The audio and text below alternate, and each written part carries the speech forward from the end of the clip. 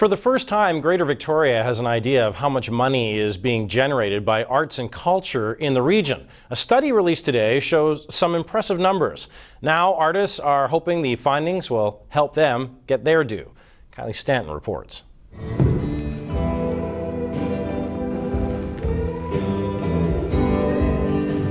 Hours spent rehearsing lifts, perfecting turns, and taking it from the top. Okay, so if we can go to places.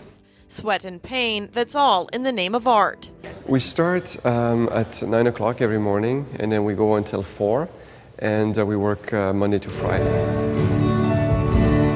A full-time job that's paying off outside these studio walls. $170 million of economic activity. A new study confirms Greater Victoria's arts and culture sector generated $170 million last year, with $126 million staying in the region, a reflection of the scene and its reach. You know, it is a lot of money, but and it surprised me at first, but when you look at how many different individual artists, arts businesses, and arts organizations there are, there's a lot of activity going on here. You know, everyone is in their own little world and focusing on their own bits and pieces.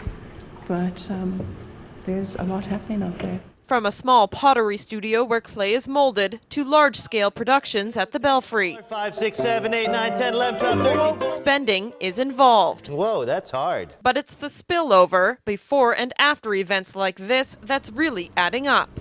When the Belfry's in, it's a guaranteed fill. Situated across the street from the theatre, the Fernwood Inn relies heavily on the traffic. It generates up to 20% of their annual revenue, a common trend for business in the area. The coffee shop and stage restaurant across the road.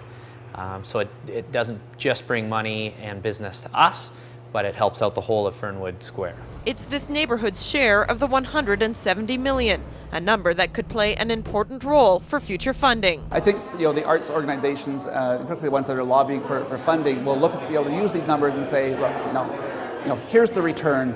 It's time to support the arts more. Just to recognize that if you're giving a donation to the arts, you're truly helping our economy and the well-being of our community. It comes as no surprise to the artists, but having concrete evidence gives them a leg to stand on.